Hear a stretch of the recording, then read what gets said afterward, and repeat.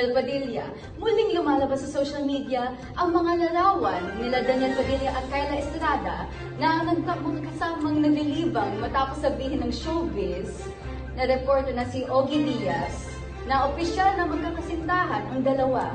Muling kumalat sa internet ang isang post mula sa isang Reddit user 3 buwan na ang nakalipas na nagpapakita ng larawan nila Padilla at Estrada ang magkasama sa isang movie night kasama ang aktor na si Iggy Boy Flores.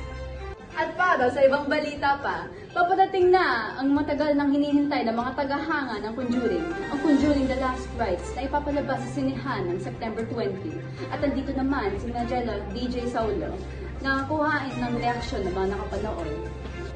Ako si Magella DJ Saulo at nandito ako sa isang kilalang sinihan para tanungin o interviewin ang mga nanood ng The Conjuring The Last Rites ngayong araw. So, hintayin po natin mga patapos na mga nakapanood ng movie. Tatanungin lang natin sila kung ano yung naging reaction nyo sa movie na to ngayon. Actually, ang ganda niya po, especially yung mga jump scares po, nakakagulat po siya. It's a 10 out of 10 po.